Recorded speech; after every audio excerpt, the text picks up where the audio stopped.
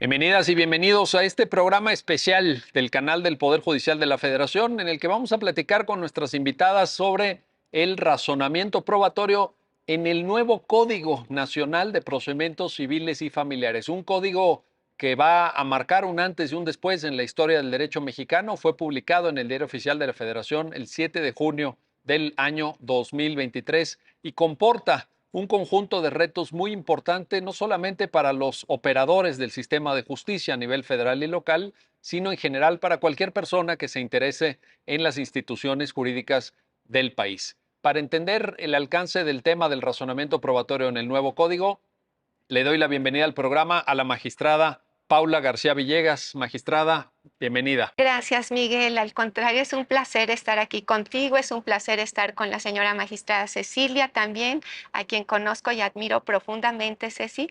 Y Miguel, siempre tus conocimientos y cómo interpretas las normas me gusta mucho. Gracias, bienvenida. Gracias. Y también le doy la bienvenida al programa a la magistrada Cecilia Armengol Alonso. Cecilia, bienvenida. Muchas gracias. Un gusto recibirte en este El gusto es programa. mío Qué amable eres. estar aquí. Oye, Gracias por pues empecemos. Cecilia, te planteo, te pregunto esto, por destacar quizá la importancia del razonamiento probatorio, de tener pruebas que acrediten los hechos, el contexto fáctico de un caso, porque a mí me da la impresión que no son temas que, digamos, estén muy difundidos en la formación de los juristas. Normalmente estudiamos el derecho a partir de normas, a partir del estudio de fuentes del derecho. ¿Qué dice el código? ¿Qué dice la ley? ¿Qué dice la jurisprudencia, el precedente? Pero esta dimensión fáctica del ejercicio profesional del derecho quizá esté un poco relegada. Un primer comentario, por favor. Sí, como bien lo comentas, realmente el tema de razonamiento probatorio y toda esta función del el conocimiento del juez frente a un caso, pues pareciera, quizás en nuestra forma de abordar el estudio del derecho y de las decisiones judiciales, pareciera que es un elemento secundario, pero en realidad es uno de los elementos torales para cualquier procedimiento.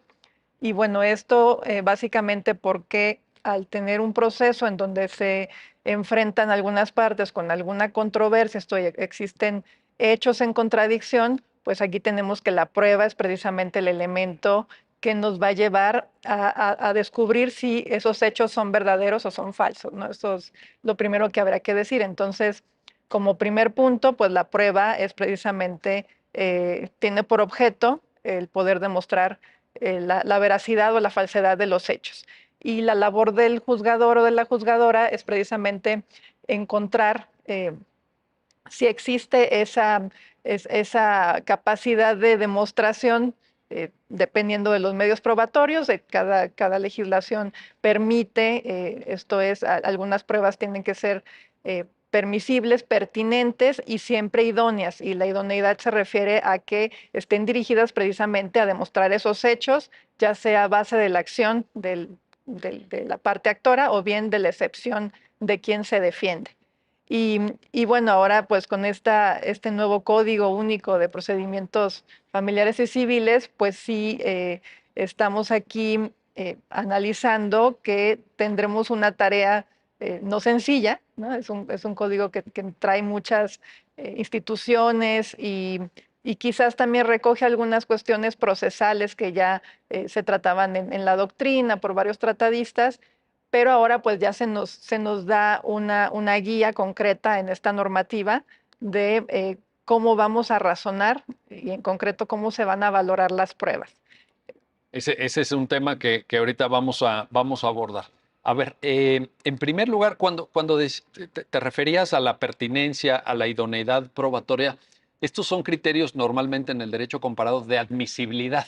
Ujú. Y me parece, Cecilia, ahí también te pido un primer comentario introductorio, digamos, a esta reflexión, que en México hay una cierta laxitud en comparación con otros países en el tema de la admisibilidad. ¿Qué quiero decir con esto? Que me da la impresión que las personas juzgadoras tienen una práctica de admitir todo en una comprensión muy doméstica de el derecho de acceso a la justicia, pero a la hora de la valoración, ahí es donde, ahora sí, aprietan bastante a las partes, ¿verdad? Pero yo creo que viene el caso tu reflexión de idoneidad, pertinencia, que la prueba sea relevante, etcétera, para efectos de una admisibilidad, ¿Qué opinas al respecto? Sí, bueno, aquí podríamos recoger lo que ya han establecido algunos tratadistas estudiosos sobre el tema y que nos dicen, bueno, en el razonamiento probatorio hay que tomar en cuenta precisamente estas tres o incluso por ahí también dice cuatro etapas de la prueba, ¿no? La primera es eh, la admisión de la prueba, el ofrecimiento. Obviamente hay un estándar para poder admitir las pruebas, esto es, tienen que ser pruebas válidas, por ejemplo, lo vemos mucho en los procedimientos penales, aunque aquí estamos hablando del Código de Procedimientos Civiles, pero bueno, no es válida la admisión de pruebas ilícitas obtenidas por medios ilícitos. Y del mismo modo, también la misma regulación, pues tiene que limitar la prueba en cuanto a plazos. No existe una etapa postulatoria, entonces, pues la prueba, digamos, pertinente, pues va a ser la que se ofrezca dentro de estos plazos. Y esta, digamos que es la primera etapa. La segunda etapa es precisamente esta revisión o este actuar del juzgador o juzgadora que va a decidir si se admite o no se admite la prueba, precisamente porque cumple o no cumple con los requisitos de ley, entre ellos precisamente verificar que sea idónea. Y lo idóneo es que esté dirigida a probar el hecho que es base de la acción o de la excepción. Si no tiene nada que ver con los hechos de la demanda o lo que se está narrando, pues realmente estamos hablando de una prueba impertinente que no tiene caso que forme parte del acervo probatorio. Otra etapa relevante es el desahogo de la prueba en sí misma, que esto dependiendo de la naturaleza, pues habrá también estándares o requisitos que cumplir. Digamos, las documentales sabemos que por su propia naturaleza se desahogan, pero pudieran ser, de ser objetadas, pues quizás dieran pie a otro medio probatorio, como fuera una pericial, en caso de que se objete la falsedad del documento o de la autenticidad de la firma, y eso pues lleva también a otro proceso dentro del mismo, que va siendo ya parte de razonamiento del juzgador o de la juzgadora, porque todo ello va a influir precisamente a poder llegar a una convicción o al descubrimiento de si el hecho planteado es verdadero o es falso. Y ya una cuarta etapa podríamos hablar precisamente que es esta valoración, que es en donde los juzgadores, las juzgadoras, pues tendrán que exponer, al menos así nos dice ahora el Código Único de Procedimientos Familiares y Civiles, tendrán que exponer los razonamientos que los lleven a su convicción. También aquí, bueno, un dato interesante es que si bien ya nuestras legislaciones ya teníamos un sistema mixto en cuanto a la valoración, esto es que hubiera una discrecionalidad del juez para ciertas pruebas, pero había también un sistema tasado en la valoración de algunas pruebas, ¿no? Como que aquí también sigue un documento público, pues sigues haciendo prueba plena. Em, pero, por ejemplo, en cuanto a la valoración ahora de lo que todavía llamamos confesional, pero ahora el Código Único nos dice declaración de parte propia, pues ya queda básicamente a esta apreciación libre de los juzgadores. Oye, a ver, nos acabas de poner todo el menú. Nos acabas de poner un conjunto de temas de la mayor importancia. Nada más para quienes nos están viendo, en relación al primer punto de que la prueba sea pertinente, idónea, relevante, traigo a colación el artículo 268 para que usted vaya a la fuente del Código Nacional de Procedimientos Civiles y Familiares, que dice que las pruebas deben referirse a los puntos cuestionados, ¿no? Ujú. Ahí está la correlación lógica. Y esto también, Cecilia, me parece que tendrá que ser, en su caso, motivo de acreditación argumentativa por las partes. Es decir, la persona juzgadora puede decir, acredítame que en efecto se está cumpliendo con lo mandatado en el 268 para el tema de admisibilidad, ¿no? Yo creo que Sí. ahí hay un buen reto. Ahora, te planteo otro asunto. Decías tú, bueno, ¿qué sucede en esa etapa del desahogo? Y específicamente te pregunto por el desahogo de la prueba testimonial. Ujú. La documental, tú ya lo comentaste, eh, se desahoga por su propia naturaleza, puede haber cuestionamiento de contenido del documento, puede haber cuestionamiento de autenticidad de la firma, pero eso nos lleva a otro carril, digamos. Pero en el desahogo de la prueba testimonial yo creo que hay grandes retos, yo creo que hay grandes desafíos y también en ese mismo punto te pido un comentario sobre la intervención de la persona juzgadora. Yo creo que esa dirección procesal que en general el código le asigna al juzgador desde el inicio, desde el artículo cuarto, quinto, en el tema prueba testimonial es fundamental, ¿no? Un comentario. Sí, sí, también se analiza, ¿no? Que esta legislación, pues desde inicio, a ver, a mí me llama la atención que uno de los principios de los procedimientos lo señala como la colaboración de las partes, ¿no? Es un principio colaborativo y entonces a mí me lleva a reflexionar si realmente el objetivo de los procesos civiles y familiares es el descubrimiento de la verdad formal o bien la verdad real o material, ¿no? Como se distingue. Este es un debate. Sí, y lo planteo así porque lo que comentas de la prueba testimonial, se permite que el rector del proceso, esto es quien esté llevando el juicio, eh, pueda replantear preguntas una vez que se está deshogando la testimonial. Bueno, ahí se establecen las reglas, ¿no? Para poder respetar este principio de contradicción, pues el oferente hará las preguntas y luego habrá esta posibilidad de que la contraparte también haga sus preguntas y se deja abierta la posibilidad de que el juzgador o juzgadora también haga preguntas, pero entonces nos dice así, si se trata de asuntos civiles, esto es de estricto derecho, solamente es con el fin de aclarar cuestiones, porque el juzgador no podrá, eh, vamos, ingresar o poder proponer algunos hechos que no hayan planteado las partes, ¿no? Entonces el juez puede o la jueza puede participar, pero con una limitante en los casos de estricto derecho. Y luego nos dice, pero si estamos en un juicio familiar, aquí sí el juzgador, y creo que así lo establece el artículo, como el objetivo es la búsqueda de la verdad, y aquí no es la verdad formal o la que quieran plantear los litigantes, sino la verdad de la situación, porque existe un interés público y social en las cuestiones familiares por este principio de protección a la familia, principio del interés superior del menor, entonces ahí sí va a haber libertad del juzgador o juzgadora de preguntar y poder alimentar nuevas cuestiones a la litis del juicio. Entonces, Ahí sí es también, interesante. Cecilia, si me permites, remito a la lectura del artículo 295, donde en efecto hace esta distinción que citas, que además yo creo que tiene que ver con la índole, con la naturaleza, digamos, de la materia. En materia civil se defienden intereses que son propios y exclusivos de las partes. En materia familiar dices muy bien, bueno, hay un interés social, hay un objeto que va más allá de las partes que hay que proteger. Y ahí es donde, por ejemplo, en materia familiar dice, en este caso la autoridad jurisdiccional estará facultada para cuestionar a la persona testigo sin limitación alguna, cosa que en materia civil tiene como límite lo que bien señalabas, de no incorporar nuevos hechos, etcétera, sino simplemente de naturaleza aclaratoria.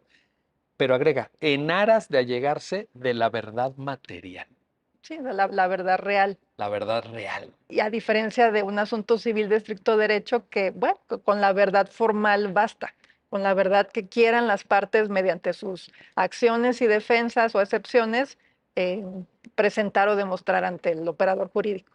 Entonces, Es una gran diferencia. ujú, Que también nos habla, creo yo, Ceci, que al final esta disposición refleja en parte, hay otras disposiciones del Código Nuevo Santiago, pero te lo planteo en relación a esta específicamente, este 295, de la diferencia entre la materia civil y la familiar. Los valores que están ahí inmersos, la forma de comprender cada una de estas dos materias, ¿no? sí, así es. Sí, creo que el desarrollo, como lo estamos ahora observando, pues va encaminado a que completamente el derecho familiar se emancipe del derecho civil, ¿no? Para que sea una rama quizás más del derecho público, en donde pues sí hay intereses privados, pero hay eh, intereses sociales comunes, precisamente porque la familia es el núcleo esencial de toda la sociedad. Y la familia, hablo de todas las conformaciones que puedan existir de una familia. Oye, y ahí también en una lógica de derechos humanos, Claro, porque las instituciones del derecho de familia mexicano hoy en día pues están todas, digamos, influidas sí, por los derechos humanos. influidas y ya transformadas, ¿no? Todas, por ejemplo, ahora lo vemos, todo lo que conocíamos como las presunciones de filiación, ¿no?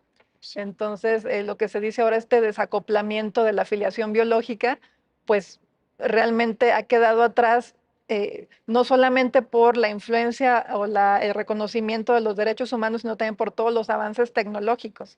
Entonces, el derecho familiar sí ha sido una de las ramas del derecho que mayor transformación ha tenido a una velocidad pues inesperada, que me parece que los órganos jurisdiccionales pues estamos ahí como que un poco complicados para poder llegar a la velocidad que se requiere, ¿no? Oye, y esto se proyecta en lo procesal también, ¿no? Claro. Aquí tenemos un ejemplo, pero no nada más es el derecho familiar sustantivo, digámoslo así, sino que el proceso familiar ha cambiado. Sí, sí, sí, el proceso familiar ha cambiado y evidentemente la tendencia es que pues sea mucho más ágil, es por eso preferible un proceso oral, también que se decanta para que sea preferible un medio alternativo de solución de controversias, también que es uno de los principios, y no nada más de los asuntos familiares, también de otros asuntos civiles, también dice, bueno, siempre en cualquier juicio lo preferible va a ser la conciliación. Y aquí vuelvo a lo de, entonces, ¿qué preferimos? ¿La verdad formal o la material? ¿No? Porque si queremos la conciliación, no nos va a llevar a la verdad real. Claro. Pero bueno, al final de cuentas, pues es también una buena propuesta y evidentemente congruente con el 17 constitucional. Y con la idea de que yo creo que el proceso jurisdiccional tiene que ser un espacio de resolución de problemas que a lo mejor en efecto en algunos casos deje de lado la verdad material, pero que para las personas que forman parte de un proceso judicial les resuelva el problema. Ujú. Yo creo que eso no tenemos que olvidarlo. Sí, claro. Oye, y en el tema también, para seguir en esta cuestión del desahogo de la prueba testimonial, el código permite, y es una de las cuestiones que yo creo que más va a llamar la atención, un desahogo de prueba testimonial de forma virtual. Ujú. O remotas, sí. Coméntanos esa posibilidad, porque también, así como ahorita dijiste, bueno, los jueces, las personas juzgadoras tenemos que ir aprendiendo, pues esto yo creo que es un reto para postulantes y estudiantes de derecho, vaya, para todo el mundo, ¿no? Sí, sí, esta propuesta y todo lo que viene para poder implementar procesos juicios en línea o por medio de estas tecnologías, en realidad, pues pareciera que fuera novedoso, pero bueno, ahora en la situación de la pandemia, todos pues, fuimos testigos de que sí es posible, ¿no? Entonces, también aquí me parece que esta posibilidad que da el código de poder tener desahogos de testigos de forma remota, viene muy de la mano también con el reconocimiento de personas vulnerables, ¿no? Entonces, también por ahí hay algunos artículos que dicen, bueno, cuando una de las partes se autorreconozco, diga, estoy en una situación de vulnerabilidad, ya sea por edad, ya sea por condición de discapacidad, y por eso sea difícil o imposible acudir al local del juzgado a poder desahogar alguna diligencia, pues existe la posibilidad de hacer estas audiencias o desahogo de pruebas en vía remota. Entonces, claro que me parece que aquí el legislador fue cuidadoso en poder establecer también un estándar de cómo se va a validar esta diligencia de forma virtual, ¿no? Y por eso ahí pone requisitos de que, bueno, se tiene que cerciorar que la persona está libre de cualquier asesor al momento de contestar a las preguntas, se tiene que verificar, bueno, que la identidad, ¿no? Por decirlo menos, y precisamente que se tengan las posibilidades técnicas, esto es, que exista una computadora, una cámara, un buen audio, una conexión a internet que no vaya a cortar la diligencia a la mitad del desahogo, y todo ello para garantizar precisamente que, pues, que pueda validarse lo que está sucediendo en ese desahogo, lo cual yo creo que pues es muy buena idea, ¿no? Ahora el punto va a ser realmente cómo lo vamos o cómo se va a materializar, ¿no? Porque también sabemos que pues aquí todo esto es susceptible o más bien es necesario tener esta infraestructura, ¿no? En los tribunales, en los juzgados, para poder realizar o materializar estas decisiones del legislador. Sí, yo creo que el código, en efecto, la lectura correcta que hace Cecilia, pues permite esa posibilidad. Ya la ejecución material comportará una serie de pues, requisitos hasta de orden de infraestructura, de presupuesto, desde luego de viabilidad práctica para identificar al declarante, para asegurar condiciones de autonomía y libertad dice el artículo, también por si quiere usted remitirse, artículo 957, fracción tercera, para, pues ahora sí, lo voy a decir de manera coloquial, para que no le estén soplando las respuestas al testigo, ¿verdad? Todo eso va a ser un gran reto y creo que lo va a ser también, Cecilia, para personas juzgadoras, Sí, para claro. ustedes como rectores, como impulsores del procedimiento. Bueno, eso en relación al desahogo probatorio. Vamos a hacer una pausa. Estamos hablando con nuestras invitadas del importantísimo tema del razonamiento probatorio en el Código Nacional de Procedimientos Civiles y Familiares. Este gran resultado de la actividad legislativa que me atrevo a decir que marca un antes y un después en la historia del derecho mexicano, fue publicado en el Diario Oficial de la Federación 7 de junio del año 2023. Regresamos.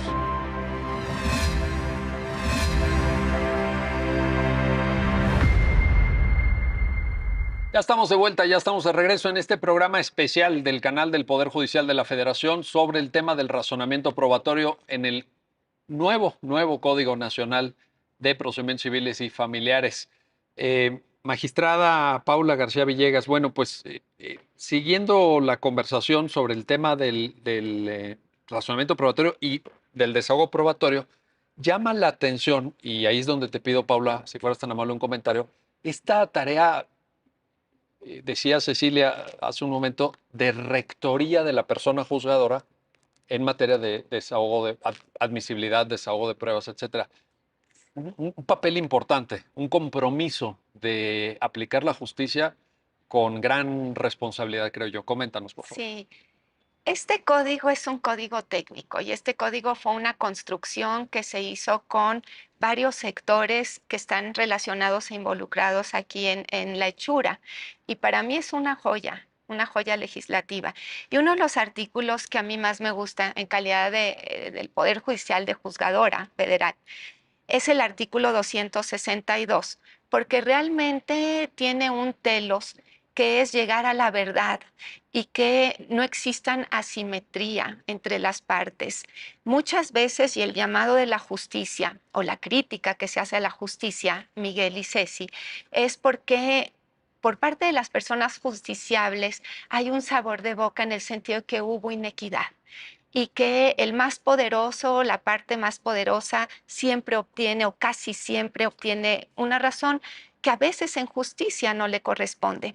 Y este artículo 262 establece, y ahora sí por lo técnico que es, traje la computadora, dice, la autoridad jurisdiccional de oficio podrá decretar en todo tiempo, no nada más en el periodo probatorio, al inicio, a la mitad o al final del juicio, sino claramente dice en todo tiempo es a lo largo de todo el juicio, Miguel, sea cual fuere la naturaleza del procedimiento, la que sea, la práctica o ampliación de cualquier diligencia probatoria. Entonces aquí tenemos dos palabras claves.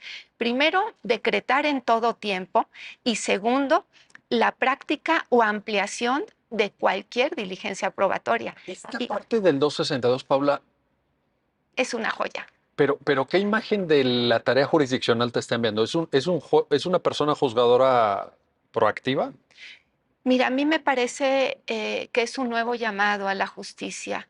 A mí me parece que es llegar claramente a la justicia material y al punto litigioso que se tiene que resolver de origen, la fuente. Normalmente en los juicios lo que se ve, sobre todo en civil, mercantil y a veces familiar, los familiares son los más tensos en la actualidad, pero hay un tronco, que es la rama del litigio, donde inicia todo, y las partes empiezan a tener desavenencias serias y se ramifica el conflicto, pero se ramifica de tal magnitud que la rama pesa más que el tronco y se cae. Y empiezas a ver una litis que no era la litis principal por las rencillas que hay entre ellas y las desavenencias tan fuertes. Entonces aquí la ratio legislativa de este artículo 262, que desde mi óptica será uno de los que más utilicen o deberían de utilizar las personas juzgadoras para llegar a la verdad. El trabajo de una persona juzgadora es resolver el conflicto de fondo. El trabajo no es nada más emitir una sentencia.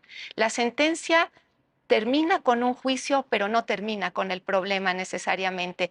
Y el juez, la persona, él o la jueza, lo que tiene que ver es cómo concluir el problema que fue sometido a su consideración por cuestión de turno. Ese es el trabajo real de una persona juzgadora. En ese sentido, Paula, el 262 y otros, este es un ejemplo, hay otros, ahorita nos vas a comentar, pero empata muy bien con el sentido, creo yo, del propio artículo 17 Sin constitucional duda, que incorpora esta eh, justicia de fondo. justicia, sí, prevalencia de la resolución de fondo Sobre el formalismo. sobre los formalismos, que a los abogados y abogadas mexicanos nos encantan los formalismos, ¿no? Y que sí se había litigado o se sigue litigando. Pero ya no es sostenible, Miguel. Ya hay una demanda social. Desde 2017 llegó el punto más alto del hartazgo social para una justicia distinta.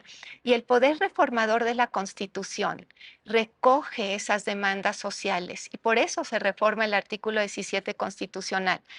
En 2017, en septiembre de 2017, para que se diga debe prevalecer el fondo sobre formalismos. Y aquí este artículo 262, además de darle esa facultad a la persona juzgadora de decretar en todo tiempo y sea cual fuere la naturaleza del procedimiento, la práctica, él mismo, la persona juzgadora o ampliación de cualquier diligencia probatoria, dice en las prácticas de estas diligencias, la autoridad jurisdiccional obrará como estime procedente, le da nuevamente la capacidad de ser rector completo, rectora del juicio, pero además de la famosa ponderación judicial, el margen de apreciación que requieres para solicitar pruebas, para valorar esas pruebas y para llegar a una resolución justa, porque abajo dice, sin lesionar el derecho de las partes, oyéndolas, pero sobre todo dice, porque es oral, y procurando en todo su igualdad y justo equilibrio. Justo equilibrio. Es un mensaje muy poderoso, Paula. Oh, sin duda, es el artículo que traigo marcado con rojo. Es que esto Sí, real- creo que te está planteando, incluso me atrevo a calificarlo así, un paradigma nuevo del ejercicio de la función jurisdiccional claro, de ese claro, tamaño. de ese tamaño, porque dice, se tomarán en cuenta también cualquier situación de vulnerabilidad que pueda afectar el equilibrio procesal. No habla de las situaciones de vulnerabilidad ya de categorías sospechosas, sino procesalmente. A veces, Miguel, hay violencia procesal que genera desequilibrios procesales entre las partes en la justicia cotidiana, en civil, mercantil y familiar. Y esa violencia procesal tiene como consecuencia un desequilibrio procesal entre las partes. Y aquí el artículo 262 lo que hace es que el juez, la persona juzgadora, procure igualdad y justo equilibrio. Entonces, tú puedes decir, aquí se está desequilibrando la relación procesal, aquí está habiendo violencia procesal o aquí no se está tomando en cuenta la situación de vulnerabilidad, la que sea, o porque perdió todo su dinero con un título de crédito que no pudo pagar, o por un juicio especial hipotecario, o por realmente pertenecer, que también se da mucho, a una de las categorías sospechosas que por su extrema pobreza y situación de vulnerabilidad que tenemos lamentablemente mucho en México y requerimos equilibrar también a las partes porque no tienen un buen abogado o abogada, porque no tienen el dinero para pagar ese abogado y el juez aquí entra para que exista un justo equilibrio. Oye, y en ese sentido, regreso contigo, Cecilia Armengol. Pues hay una función jurisdiccional muy comprometida con búsqueda de verdades materiales, lo decíamos hace un rato, en el desahogo de la prueba testimonial en materia familiar, ¿no? Pero también en relación, por ejemplo, ya que estamos por ahí cerquita del 262, en el 263, para que diligencias de desahogo probatorio que deban realizarse fuera del recinto judicial estén presididas por autoridad judicial. O sea, la persona juzgadora decías tú, rectora del procedimiento. Ujú. ¿Ese es el mensaje del código? Sí, y bueno, yo al menos ahora lo leo y también con todo lo que comenta Paula, a mí se me lleva a la reflexión exactamente de qué es lo que esperamos de los procesos civiles y familiares. Y lo digo así porque en principio mi lectura es, bueno, se da completa libertad al rector del proceso precisamente para llegar a esa verdad real, esa verdad material y no solamente la verdad formal de los hechos planteados por las partes, especialmente en la materia familiar. Pero luego también por ahí está el otro artículo que nos habla de valoración probatoria y entonces se dice, se agrega, ¿no? Porque ya muy parecido a lo que a las legislaciones actuales, pero se agrega, la valoración será conforme la libre convicción de los juzgadores y luego y con una exigencia, pero tendrá que razonar, esto es razonar tanto el porqué de esa valoración, incluso con lo que comentabas ahorita de por qué admite ciertas pruebas o por qué va a llegarse de pruebas distintas a las ofrecidas por las partes. Me parece que ese requisito, y bueno, también lo entiendo mucho en el contexto de que pues en un Estado democrático y con base también en el artículo 16, pues lo ideal es que los juzgadores y las juzgadoras funden y motiven todas las resoluciones, todas sus decisiones, pero me parece que aquí el elemento, digamos, novedoso y como realmente muy bueno. A mí también yo lo recibo con mucha felicidad de qué bueno que ahora vamos a transformar a la forma de impartir justicia, pero también resulta un desafío y un reto, ¿no? Porque habrá que motivar precisamente estas inferencias probatorias, estos procesos lógicos, también poder definir cuál va a ser esta base de la experiencia, porque si te dice libre convicción, conforme a la lógica y con base a la experiencia, pero la experiencia del juzgador bajo una posición neutral precisamente para no desequilibrar a las partes en el proceso, tomando en cuenta situaciones de vulnerabilidad.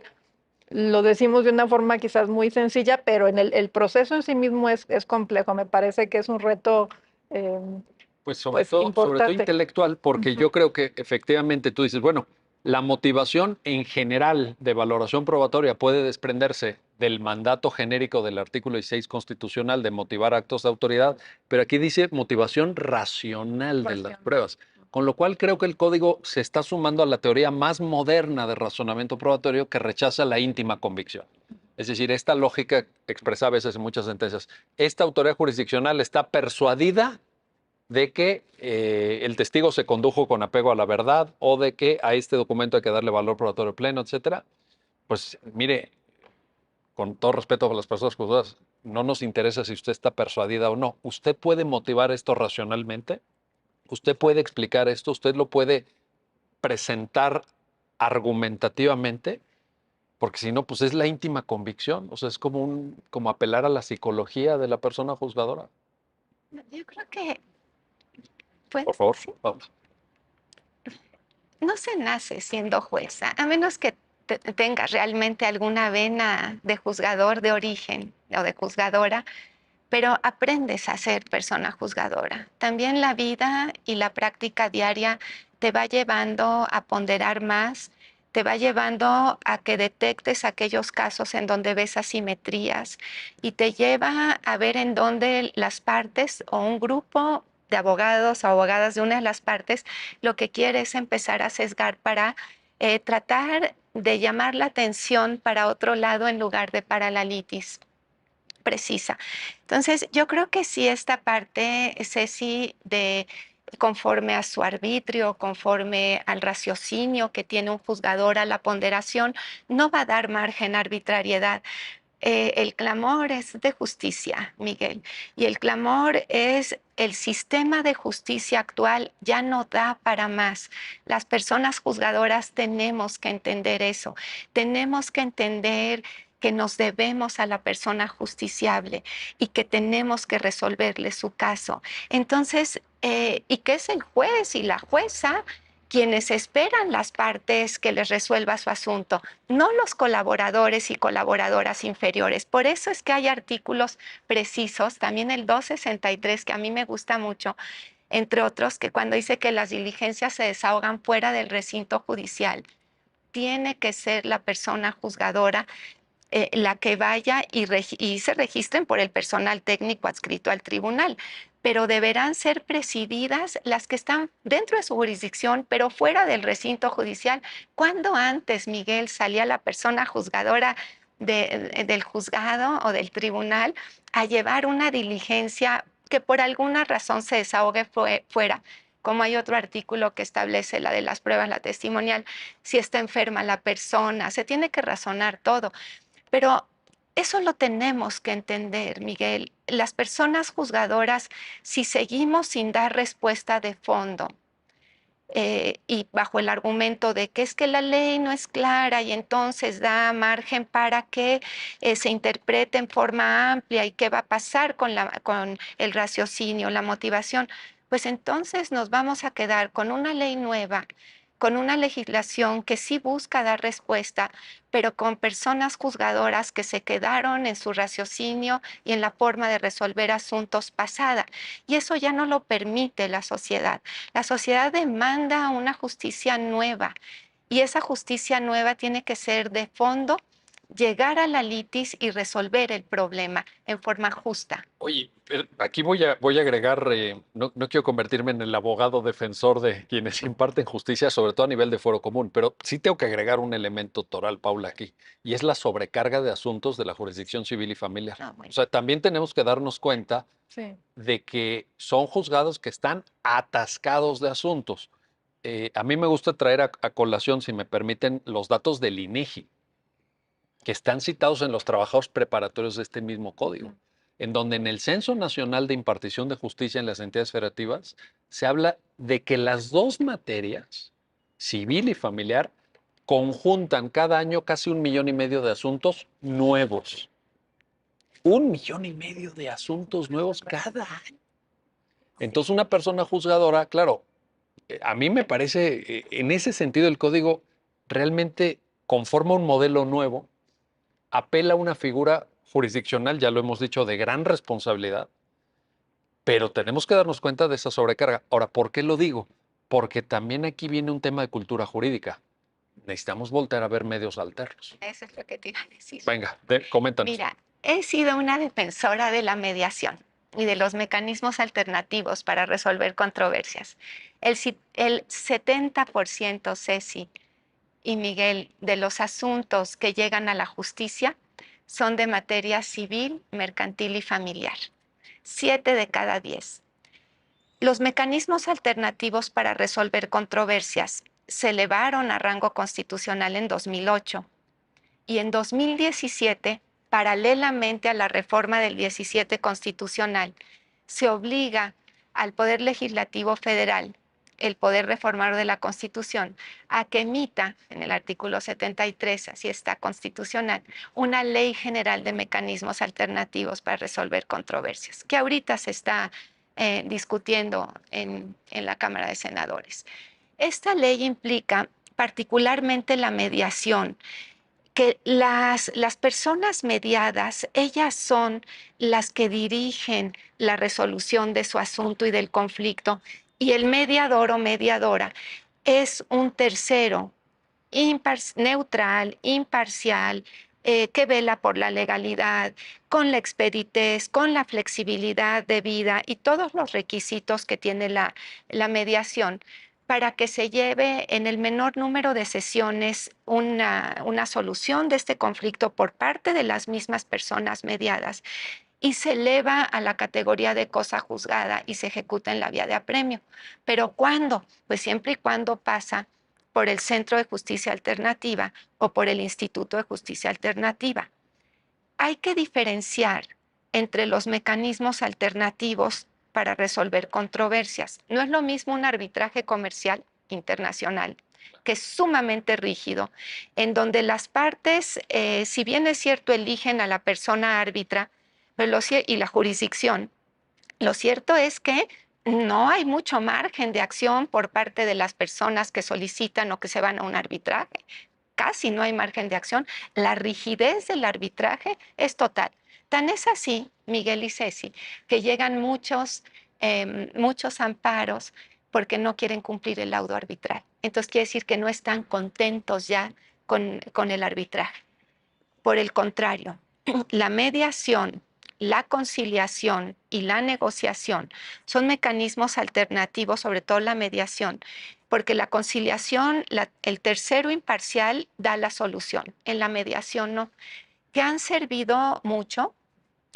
El estado de Jalisco es el número 1 en el mundo y 4 de cada, el número 1 en México. México, en México.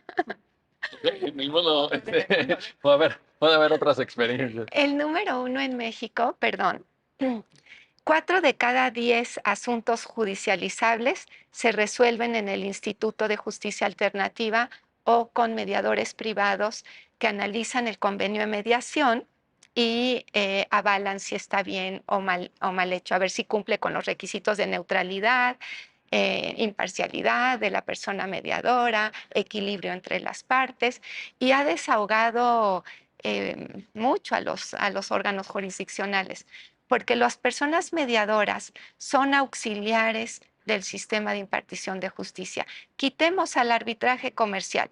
Ese se rige por el Código de Comercio desde 93, pero sí son auxiliares y sin duda desahogan a los tribunales. Eso va a ser esencial, porque si no, esto que mencionabas desde luego del 262, en cuanto a que la autoridad jurisdiccional de oficio podrá decretar, pues sí, pero si tienes una agenda en el juzgado absolutamente saturada, tienes a todo tu personal ocupado, o el propio 263 al que te referías cuando dice, bueno, si la diligencia se lleva a cabo fuera del recinto jurisdiccional, tiene que estar presidida por la persona juzgadora.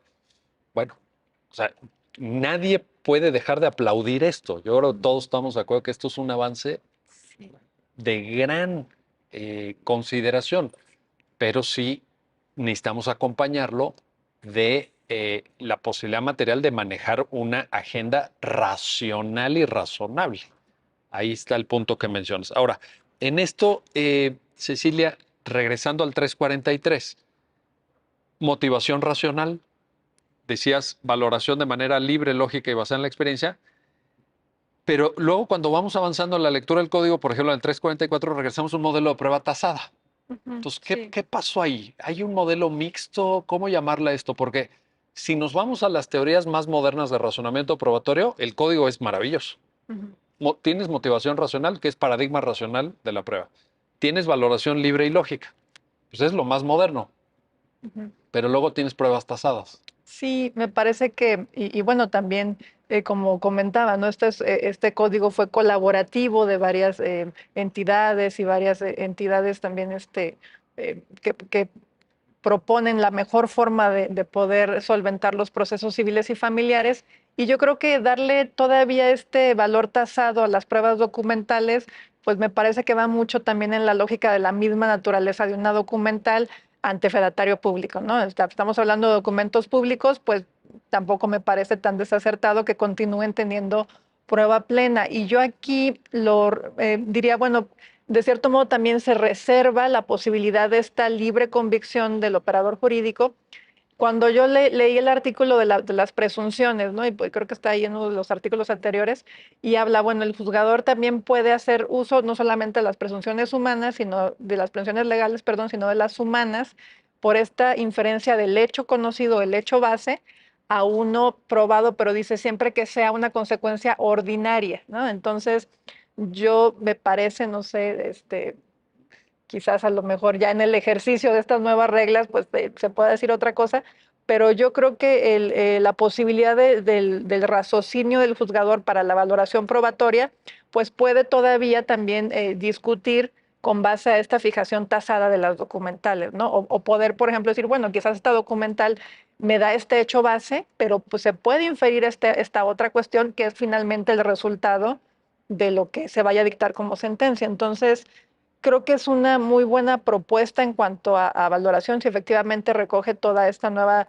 doctrina o teoría sobre el razonamiento probatorio, que me parece que pues tenemos como juzgadoras federales pues el deber de conocer, de estudiar, de también poder conocer, a ver cuáles serían las posturas. Hay estudios que dicen, bueno, se puede racionalizar desde una postura psicológica, desde una postura sociológica, o incluso los que dicen, no, esto es cuestión de probabilidades y vámonos con las probabilidades matemáticas, estas fórmulas que nos dicen el hecho más probable es aquel el que nos va a llevar a la verdad, no quizás a la verdad completa, pero a la probabilidad más acercada a ella.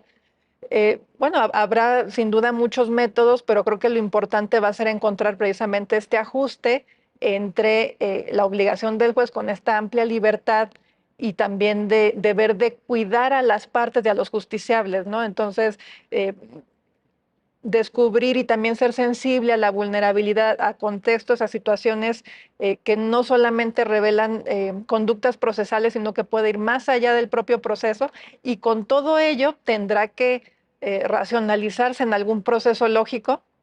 Digo, por eso para mí pues sí representa un reto, creo que no es fácil y obviamente habrá casos sencillos y habrá casos muy complicados, como decía, ¿no? Esta rama que cae y ya pesa más que el tronco. Me pareció Entonces, muy buena y la... también ahorita lo pensaba, y a lo mejor esos casos precisamente son los que no podría llevarse este mecanismo alterno de solución de controversias, en donde sí vale la pena llegar a esta verdad material, ¿no? Entonces, pues realmente es una muy buena regulación y bueno, tendremos que seguir pues entendiendo y reflexionando sobre la misma, ¿no? Todos y también las abogadas y abogados. Estamos, por cierto, para quienes nos ven, en esto que mencionaba la magistrada Cecilia Armengol, en el artículo 338, que habla de y habla y define presunción legal y presunción humana. Y respecto a la presunción humana, específicamente el código dice, cuando de un hecho debidamente probado, se deduce otro que es consecuencia ordinaria de aquel. Entonces creo que ahí hay una buena pista. Y también regresando al 343, dice, bueno, yo creo que una de las claves va a ser motivación racional de las pruebas, con la aproximación que uno, pues en su momento tendrá que explicar y que justificar, pero cuando dice motivación racional, está rechazando el paradigma anterior, el paradigma premoderno, razonamiento probatorio, que es el de la íntima convicción.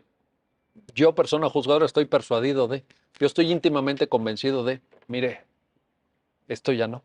Ya el código te dice, motívame, dame una argumentación. Pues que estás convencido, pues oiga, pues si no es de que usted platique con su almohada, usted tiene que explicarlo esto, ¿no? Entonces yo creo que sí viene un reto importante. Eh, ahora, Paula, hay también un tema que a mí me interesa, necesitamos ponerlo en la mesa, que es el de la prueba pericial. Porque si queremos que este código modernice el proceso, pues tenemos que dar apertura muy contundente a los conocimientos científicos. Creo que ustedes como personas juzgadoras se sienten un poquito más tranquilas cuando pueden reposar su razonamiento en conocimiento científico y no en pruebas que pudieran tener un grado de subjetividad mucho más pronunciado como una testimonial, ¿no? Un comentario. Sí, mira, la prueba pericial está regulada a partir del artículo 300. Pero tampoco es infalible, Miguel, porque se tiene que ver esta prueba pericial a la luz de todo el capítulo del Código Nacional de Procedimientos Civiles y familiares que tenemos aquí presente y que estamos analizando, y de lo que comentabas hace un momento en relación de si era tasada o no era tasada la prueba. Esto también en un contexto, hay pruebas periciales que vemos en donde, por ejemplo, por una negligencia médica, agarran la letra del trabajo, toman la letra del trabajo y dicen, es el 200% lo que se le tiene que pagar. No puede llegar al 200%. El máximo que puede haber es 100%. Entonces, racionalmente, también tienes que adminicular las pruebas, inclusive las periciales, porque hay veces, aquí dice, la pericial solo procede cuando sean necesarios conocimientos especiales en cualquier materia. Y luego dice en el 301, el ofrecimiento de la prueba pericial en materia civil debe llevarse a cabo en los términos establecidos en ese código, en el Código Nacional, cuando se presenta, cuando hay reconvención también, y el tercero, de parte de la persona juzgadora. Pero siempre se contempla también aquí que los peritos tienen que actuar en estricta igualdad. Y hay sanciones para los peritos si no rinden el dictamen pericial en tiempo. Tienen también, dice, las partes deben presentar sus peritos en la audiencia de juicio, quienes deberán acreditar bajo su responsabilidad calidad científica, técnica, artística o industrial para el que fueron propuestos, con el original o copia certificada de la cédula profesional o los documentos respectivos, y deberán exponer verbal y brevemente las conclusiones de sus dictámenes.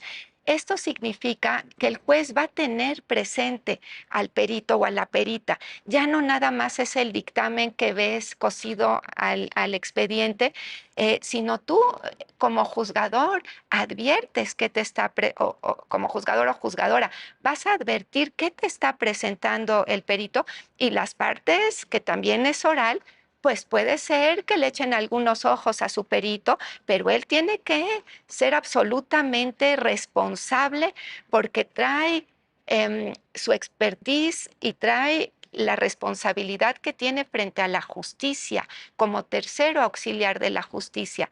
Entonces, está todo desarrollado aquí, pero finalmente el órgano jurisdiccional y el juez en particular o la jueza es quien va a determinar si adminicula o no con otros elementos la prueba pericial y qué valor probatorio le va a dar, porque hay pruebas que no son racionales tampoco.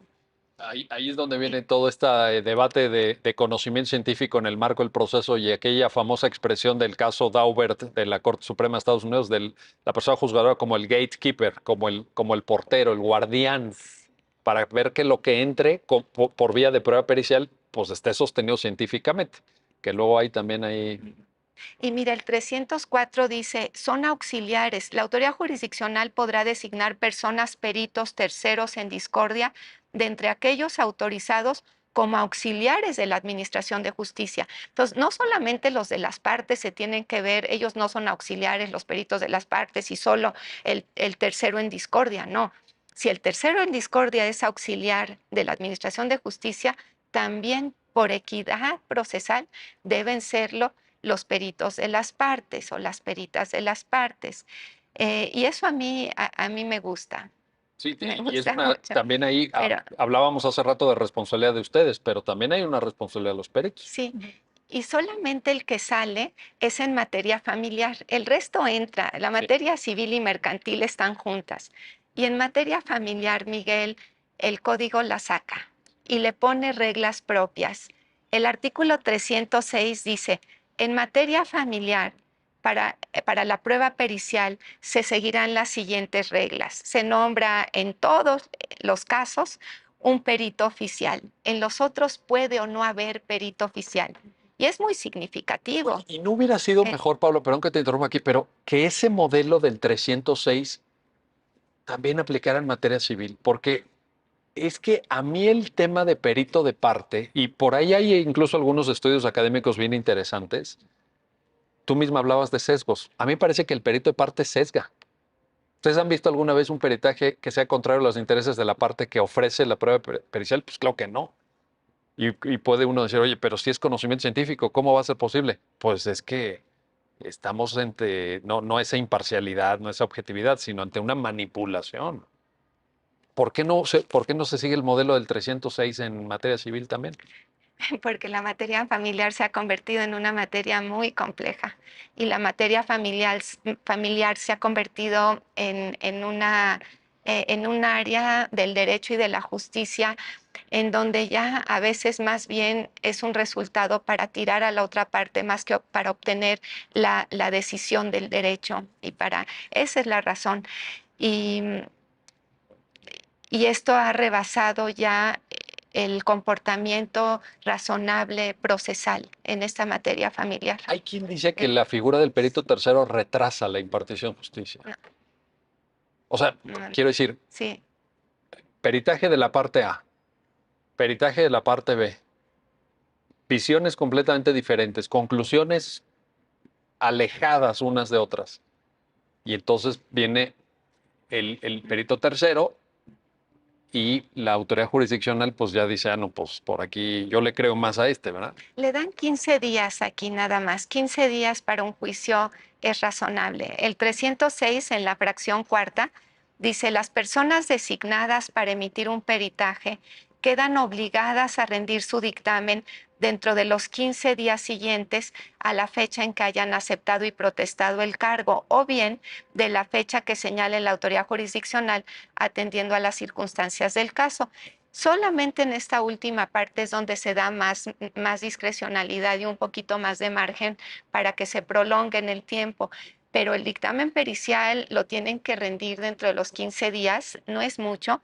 Y dice lo anterior en el entendido de que las partes deberán estar en aptitud de imponerse de su contenido por lo menos con 3 días de anticipación a la celebración de la audiencia. Son 18 días. Entonces, es razonable, Miguel.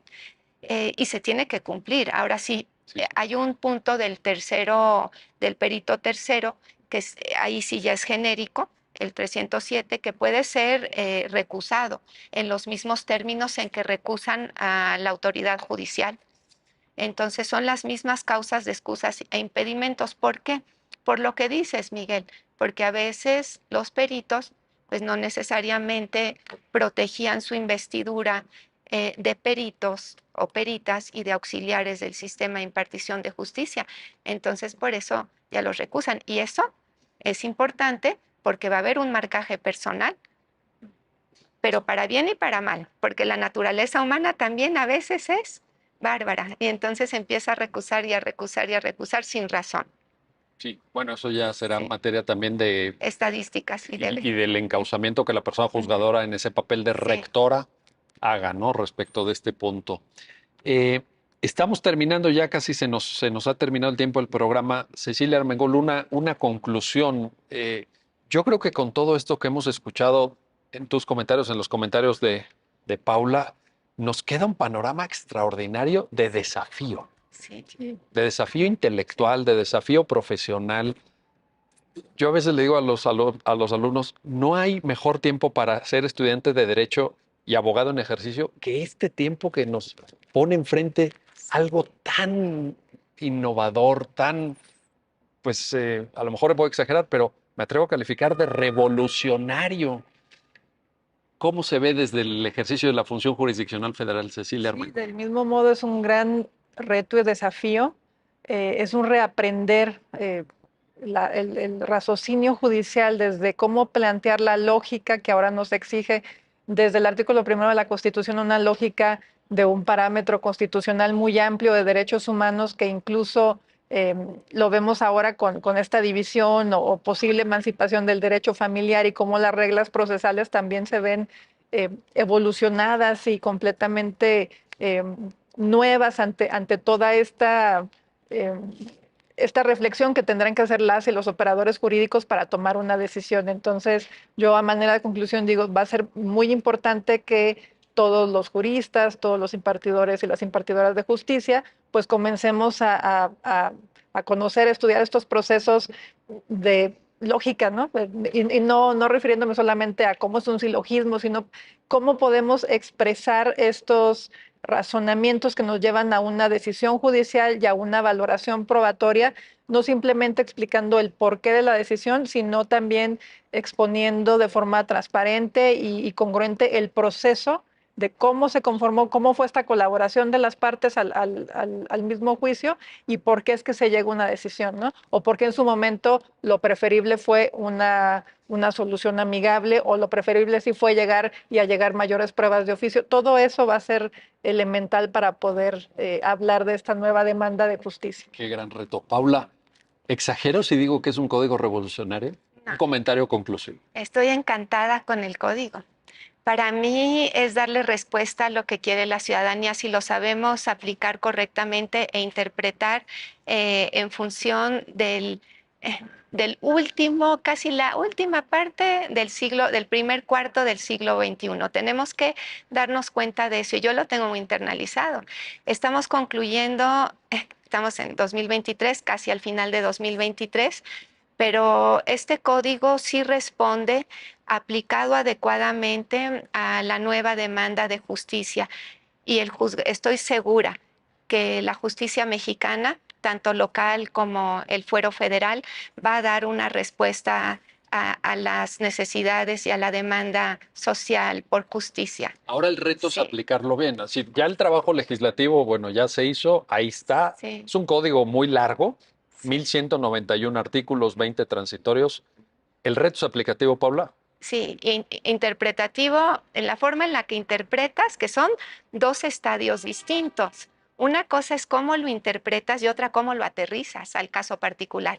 Entonces, si el reto es interpretarlo y a la hechura del caso particular en función de los hechos, del contexto, de la situación, de los elementos probatorios, de cómo el juez, de la persona juzgadora como rector del proceso y de cada una de las etapas del procedimiento también ve al juicio y al caso particular. Sí, sí es un código de interpretación y de aplicación, pero tenemos el instrumento legislativo, es una joya. Estoy feliz con este código, me siento muy orgullosa como mexicana de tener un código nacional de procedimientos civiles y familiares que le dé las herramientas a las personas juzgadoras para poder darles una respuesta que las personas juzgadoras querían darle al justiciable y que el justiciable necesitaba de sus juzgadores. Qué importante mensaje. Con eso nos despedimos. Paula García Villegas, Cecilia Armengol, gracias a ambas por esta reflexión y gracias a usted por habernos acompañado en este programa especial del canal del Poder Judicial de la Federación sobre razonamiento probatorio en el marco del nuevo Código Nacional de Procedimientos Civiles y Familiares. Gracias y hasta pronto.